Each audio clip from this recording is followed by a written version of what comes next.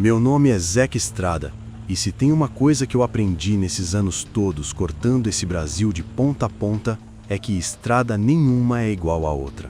Tem estrada que conversa com a gente, tem estrada que só observa. E aquela noite em Roraima, parceiro, aquela estrada me vigiava em silêncio. Eu sentia isso no fundo do peito, como um aperto que não tinha nome. Eu vinha carregado de Boa Vista, levando mantimento para um garimpo legalizado mais para o interior. Viagem longa, calor castigando, mata fechada dos dois lados da pista e quase nenhum sinal de vida. Era fim de tarde quando o céu começou a fechar de um jeito estranho, nublado demais, pesado demais. Parecia que a floresta estava segurando a respiração. Decidi seguir mais um pouco antes de parar, porque ali não é qualquer lugar que dá para encostar um caminhão grande. O rádio só chiava, sem pegar emissora nenhuma, e o celular já tinha perdido o sinal fazia horas. Só eu, o ronco do motor e aquele silêncio grosso da Amazônia. Foi quando eu vi a placa, velha, de madeira, torta, escrita à mão, Pousada Boa Esperança. Aquilo me chamou a atenção, porque eu conhecia aquela rota e nunca tinha visto pousada nenhuma ali. Ainda assim, o cansaço falou mais alto. O corpo já estava pesado, os olhos ardendo, e a ideia de um banho e uma rede parecia um presente dos céus. Entrei numa estradinha de terra batida que sumia no meio da mata. Andei alguns minutos até avistar a construção. Uma casa grande de madeira escura, daquelas antigas com varanda larga e lamparinas acesas. Tinha um caminhão pequeno estacionado ao lado e uma caminhonete velha, coberta de poeira vermelha. Tudo parecia parado no tempo. Desci do caminhão sentindo aquele arrepio que sobe pela espinha sem pedir licença. O ar ali era diferente, mais frio, mais parado. Um homem apareceu na varanda. Magro, chapéu de palha na cabeça, sorriso fácil demais. Ele se apresentou como seu Anselmo, dono da pousada. Falava manso, olhando direto nos meus olhos, como se me medisse por dentro. Logo surgiu uma mulher atrás dele, Dona Marta, segundo ela mesma disse. Olhar baixo, voz suave, mãos sempre ocupadas ajeitando alguma coisa invisível no avental. E por último apareceu um rapaz, calado, forte, que só ficou parado na porta observando. Não disse o nome, não disse nada, só olhava. Eles me convidaram para entrar, ofereceram café, comida quente e um quarto simples para descansar. Tudo parecia normal demais. Mas sabe quando o normal começa a incomodar? Nenhum barulho de bicho, nenhum grilo, nenhuma coruja. A mata ali parecia morta. Enquanto eu comia, notei detalhes estranhos. Relógio nenhum na casa. Janelas sempre fechadas, mesmo com o calor. E aquele rapaz continuava ali, no canto, me seguindo com os olhos. Perguntei se aparecia muito viajante por ali. Seu Anselmo respondeu que sim, mas não soube dizer de onde vinham nem para onde iam. Foi aí que eu senti o primeiro sinal claro de que tinha coisa errada. Um enjoo leve, uma tontura rápida. Atribuí ao cansaço, mas o café tinha um gosto estranho, amargo demais. Levantei para ir ao banheiro e percebi que a porta da frente estava trancada por fora. Naquele instante, parceiro, caiu a ficha. Eu não estava numa pousada. Eu tinha entrado numa armadilha no meio da floresta de Roraima. E a estrada lá fora, que sempre foi minha companheira, agora parecia muito, muito distante. Quando voltei do banheiro, o clima na casa já era outro. A conversa tinha morrido. O rádio que tocava baixo tinha sido desligado. E só dava para ouvir o estalar da madeira velha, como se a casa respirasse. Sentei devagar na cadeira, fingindo normalidade, mas por dentro eu já estava ligando todos os alertas que a estrada me ensinou a respeitar. Seu Anselmo puxou assunto, perguntando de onde eu vinha, o que levava na carreta, se eu viajava sozinho, perguntas demais para quem só queria oferecer pouso. Respondi o básico, cortando detalhe enquanto observava cada movimento deles. Dona Marta trouxe mais café, insistiu que eu tomasse. Recusei com educação. Disse que estômago de caminhoneiro às vezes não perdoa. Ela sorriu, mas o sorriso não chegou nos olhos. O rapaz continuava calado. Forte, braços grossos, postura de quem sabe usar a força. Ele se aproximou da mesa devagar, apoiou as mãos na madeira e ficou ali, perto demais. Senti um cheiro estranho, mistura de mofo, terra e alguma coisa metálica. Sangue seco, talvez. Aquilo me gelou. Resolvi provocar. Perguntei quanto tempo a pousada funcionava ali. Seu Anselmo respondeu que fazia muitos anos, desde antes da estrada existir direito. Aquilo não batia.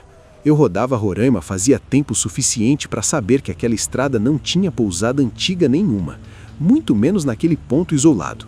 A tontura voltou, mais forte. Minha cabeça começou a pesar e o suor frio escorreu pela testa. Foi quando percebi que a comida também tinha um gosto estranho, que eu só notei tarde demais. Veneno ou droga, não sei dizer. Só sei que a floresta lá fora continuava muda, como se estivesse assistindo tudo de camarote. Tentei levantar, mas minhas pernas falharam. O rapaz segurou meu braço com força, fingindo ajudar. A mão dele era dura como tronco de árvore. Seu Anselmo disse para eu não me preocupar, que isso acontecia com um viajante cansado, que o melhor era deitar um pouco. Falou sorrindo, sempre sorrindo. Me levaram para um quarto no fundo da casa, simples demais. Cama de madeira, lençol limpo demais para um lugar daquele. Quando me deitaram, senti o colchão afundar de um jeito estranho, como se já tivesse recebido peso demais antes de mim. Dona Marta ajeitou o travesseiro e disse para eu descansar, que depois conversavam melhor. Quando eles saíram, ouvi a chave girar do lado de fora, trancado de novo. A tontura aumentava, mas minha cabeça ainda funcionava. Respiração curta, coração acelerado. Eu precisava sair dali, ou não ia sair nunca mais. Foi quando ouvi vozes baixas vindo do assoalho. Abaixo do quarto tinha alguma coisa. Passos, arrasto, um som metálico sendo puxado. Aquilo não era pousada, era cemitério disfarçado. Lembrei de histórias antigas de estrada, de gente que some no meio do nada, de caminhoneiro que nunca mais dá notícia. Forcei o corpo a reagir. Rolei da cama e rastejei até a janela. Tava emperrada, pregada com pregos grossos, mas no canto a madeira estava podre. Usei tudo que tinha de força para abrir uma fresta. O ar da floresta entrou pesado, quente, mas era liberdade. Antes que eu conseguisse passar, ouvi a porta destrancando. O rapaz entrou primeiro, sem dizer nada. Atrás dele, seu Anselmo vinha com uma calma assustadora. Disse que eu não devia ter levantado, que nem todo mundo aguenta o que vem depois. Na mão dele tinha uma seringa. E ali eu entendi que aquela família não vivia da estrada. Eles viviam da morte que passava por ela. O rapaz avançou e eu joguei tudo pro alto. Empurrei, chutei, gritei. A janela cedeu mais um pouco. Senti a seringa raspar no meu braço. O mundo girou. A última coisa que vi antes de cair foi o sorriso de Dona Marta surgindo na porta, como quem já tinha visto aquela cena muitas vezes. E enquanto minha visão escurecia, tive certeza de uma coisa: aquela não era a primeira vítima deles, e se eu não acordasse logo, também não seria a última. Acordei com o gosto de ferrugem na boca e um peso absurdo no corpo, como se eu tivesse sido enterrado vivo e esquecido lá embaixo. A primeira coisa que senti foi o frio. Um frio errado para aquela região. Um frio que vinha do chão e subia pelos ossos. Abri os olhos devagar e vi que não estava mais no quarto. Estava num lugar baixo, escuro, com paredes de terra batida e vigas de madeira antiga sustentando tudo. Por um segundo, pensei que estivesse sonhando, mas o cheiro não deixava dúvida. Cheiro de umidade, mofo e coisa velha demais para ainda estar ali. O chão estava manchado. Não precisava ser muito esperto para entender o que aquelas manchas significavam. Tentei mexer os braços. Estavam amarrados atrás das costas com corda grossa. As pernas também. A cabeça girava, mas minha consciência ainda brigava para não apagar de vez. Ouvi passos acima de mim. Passos lentos, calculados. Vozes baixas, o mesmo tom tranquilo de quem conversa sobre o tempo. Seu Anselmo desceu primeiro. Parou na minha frente e me observou como quem avalia a carga. Disse que eu tinha dado trabalho, que geralmente o efeito era mais rápido. Falava aquilo sem raiva, sem pressa, como se fosse rotina. Dona Marta apareceu logo depois, segurando uma bandeja com frascos e panos. O rapaz vinha por último, arrastando alguma coisa pesada que fazia um som oco no chão. Foi ali que eu vi. Um canto do porão cheio de objetos. Mochilas, botas, documentos, pedaços de roupa. tudo organizado demais. Não era improviso, era hábito. Meu estômago revirou quando percebi que alguns daqueles objetos eram de caminhoneiro. Boné de empresa, chaveiro de posto, caderno de anotações de frete. Seu Anselmo começou a falar. Disse que a estrada atrás de tudo, gente boa e gente ruim, e que eles só aproveitavam o que aparecia. Que ninguém sente falta de quem vive rodando. Que caminhoneiro some fácil. A estrada engole. Ele falava como se estivesse me explicando uma regra antiga do mundo. A tontura voltou com força quando Dona Marta se aproximou. Ela ajeitou meu braço, procurando uma veia, enquanto murmurava que ia ser rápido, que eu não precisava ter medo. O rapaz ficou atrás de mim, segurando meus ombros, a força dele esmagando qualquer esperança de reação. Fui ali, naquele fundo de poço, que a revolta venceu o medo. Pensei em todos os quilômetros rodados, em cada noite dormida na boleia, em cada promessa de voltar para casa. Não era ali que minha história acabava. Quando Dona Marta se inclinou mais, deixei o corpo relaxar de propósito. Fingi apagar. Ela chegou mais perto, confiante demais. Usei o pouco de força que restava e joguei o corpo para frente, batendo a cabeça dela com tudo no meu ombro. O grito ecoou no porão. O rapaz reagiu rápido. Me acertou com força no rosto. Senti algo estalar. Mas no meio da confusão, rolei no chão e bati as pernas contra uma mesa baixa. A corda já estava gasta. Um fio começou a ceder. Seu Anselmo gritava ordens, o controle escapando pela primeira vez. Consegui soltar uma perna. Dei um chute cego para trás e senti quando acertei alguma coisa. O rapaz caiu, mas levantou na hora. Ele era grande demais, forte demais. Avançou de novo, e dessa vez foi com ódio no olhar. A luta virou um caos, madeira quebrando, frascos caindo, cheiro químico espalhando no ar. Meu corpo já não respondia direito. Cada movimento doía, mas eu sabia que se caísse de novo não levantava mais. Foi quando ouvi um barulho lá em cima. Um rangido longo, diferente, como se a casa inteira tivesse se mexido. A floresta parecia ter acordado. O silêncio tinha ido embora. E naquele instante, entre socos e gritos, percebi que aquela noite ainda não decidiu quem ia sair vivo dali. O barulho lá em cima foi seguido por um estrondo seco, como se algo pesado tivesse despencado na casa. Seu Anselmo olhou para a escada do porão com o rosto mudado pela primeira vez. Não era mais calma, era medo. A lâmpada fraca piscou e quase apagou, deixando tudo numa penumbra suja, iluminada só pela raiva e pelo desespero. O rapaz veio para cima de mim de novo, mas dessa vez eu já não pensava, só reagia.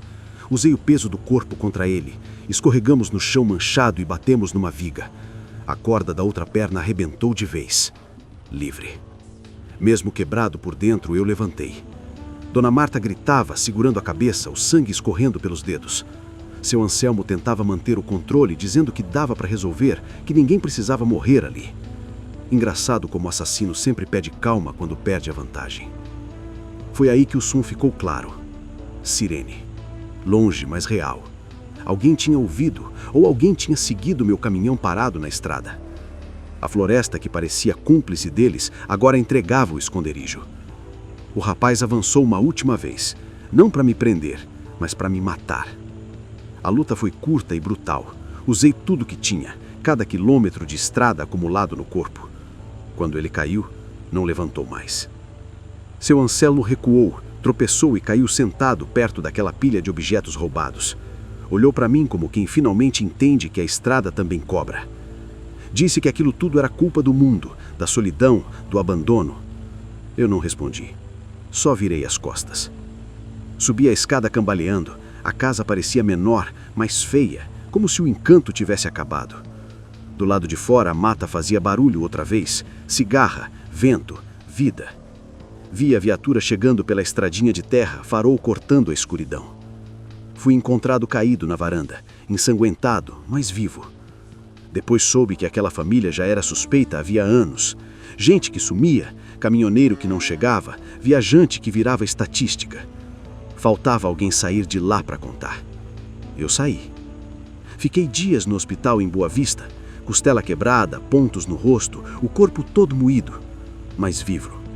E vivo para contar.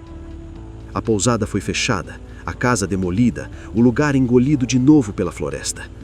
Como se nunca tivesse existido. Mas eu sei que existiu. Até hoje, quando passo por Roraima, evito rodar à noite naquela região. Tem estrada que guarda a memória. Tem lugar que aprende a matar. E tem viajante que só escapa porque a sorte resolveu dar mais uma chance.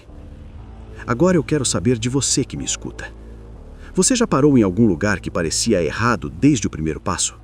Conta aqui nos comentários. Se essa história te arrepiou, segue o canal e fica por aqui, porque estrada sempre tem mais causos esperando para serem contados. E se você quiser continuar nessa viagem escura comigo, assiste também o último vídeo que eu contei aqui no canal chamado A Mata que Nunca Dorme no Amazonas. A estrada chama, e eu ainda tenho muita história para contar.